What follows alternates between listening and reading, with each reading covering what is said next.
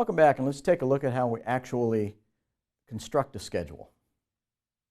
What we're going to do first is move all the detailed tasks onto the project schedule. Where do they come from? They come from the WBS. We're going to add task durations. So specific task durations, we're going to put those on the schedule. And we're going to arrange the tasks into sequences and simultaneous relationships that we think work the best. Then we're going to either add the start of the project or the completion of the project. We add the start of the project, we'll schedule the project from the beginning on through. If we start at the completion of the project, we'll schedule backwards to see when we should start the project. Hopefully, we don't find it should have started 3 months before today. We're also going then to add the early and late starts and finishes to each task.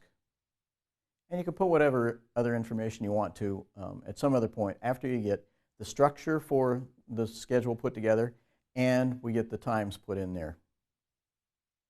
Let's look at an example of what this is actually all about.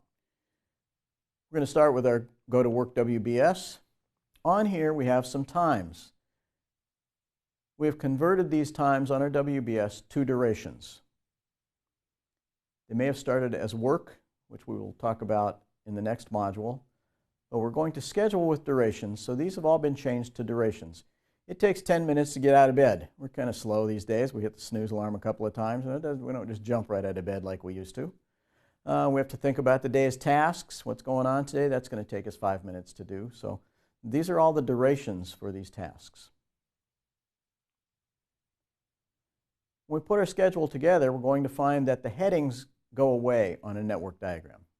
We don't put the headings for tasks. We're not going to get out of bed, review the day's tasks, and then go start the day. Get out of bed and review the day's tasks are start the day. So start the day isn't going to be a task we put on our schedule. These are the tasks that go on the schedule. We also notice that the last heading out there, get into the car to drive to work, well, that one doesn't go away. Why? There are no subtasks underneath there. The WBS does not need to be broken down into the same level of detail across the entire WBS. So it might go 2 levels deep, some might go 9 levels deep. Doesn't make any difference. Whatever you need to do on that part of the WBS is what you do. We're going to turn this into a go-to-work network diagram. So we're actually going to construct the schedule here. We'll use our go-to-work WBS for a little mini project here. We're going to start with an activity on node format. And that's, like we said, that's often a good planning tool. If we choose, we can turn that into a Gantt chart. We'll start with the network diagram first. Not all project managers use network diagrams and Gantt charts. Most project managers use only one of these, and most of the time project managers use Gantt charts. If we're going to use a network diagram, again, which is a really good planning tool and especially a good tool to use with your project team, this is the building block. We have a box here that has the activity, the duration for that activity, early start, early finish, and late finish. Early start, the earliest time this task could ever possibly start in this project. The early finish, the earliest this could possibly ever finish if everything went exactly right. Late start, the latest we could ever start this project and still get start this task and still get this project done on time. The late finish is the latest we could ever finish this task and still have the project come in on time. We need that information, and then we can put together a schedule. We'll start to arrange our tasks, put them together in whatever order we think they go in. So we're going to get out of bed, and the next thing we think we're going to do is review the day's tasks. We think also, while we're reviewing the day's tasks, we can also shower. One of those males who could actually multitask, you could think and shower at the same time. Where do all of these tasks come from? They come right from the WBS that we had before. We just move them right from the WBS onto the schedule. What we're doing is we're just going to tear the WBS to pieces and put it together in a different format now. A milestone. We noticed that one of the tasks on here, get in the car, had 0 duration. Milestones are 0 duration tasks that designate some sort of a significant point in the project.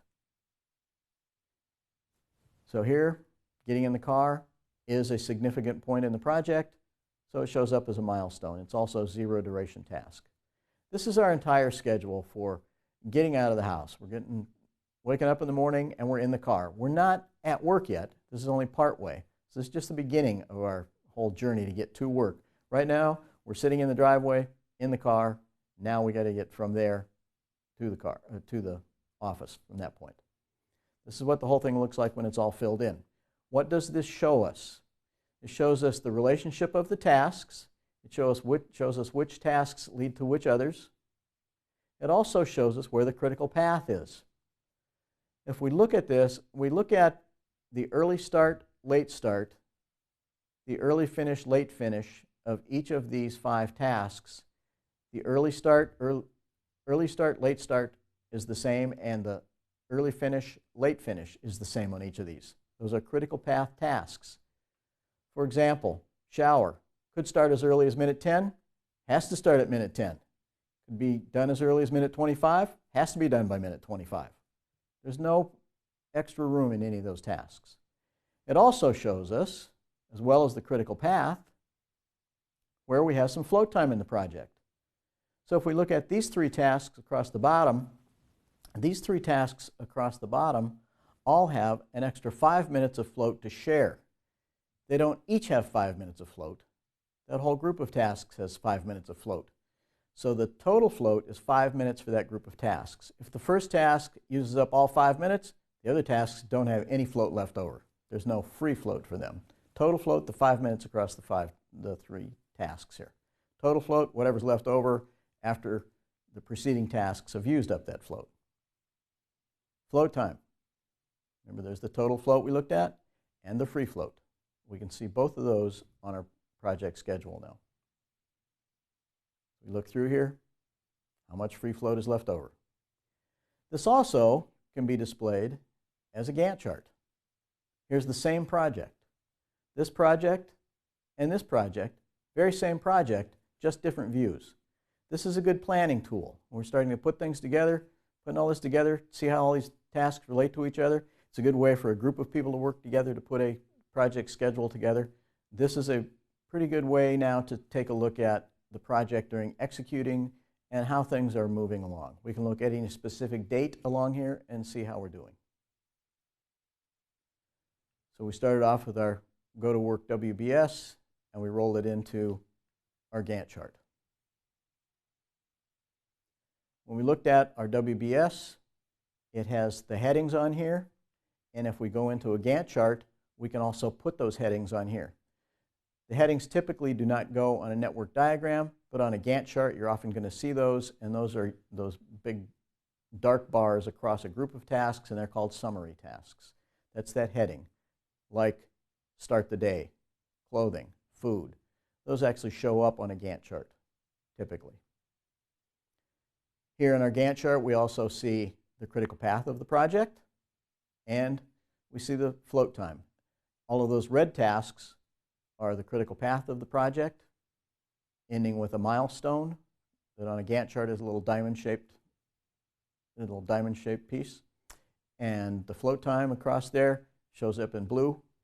We've told it we want to see it in different color. Gantt chart, what do we see on a Gantt chart? Early start. Early finish, task duration. The connecting lines that we see on there, they're exactly the same connecting lines that we've seen before. Either a dependency line or a predecessor line.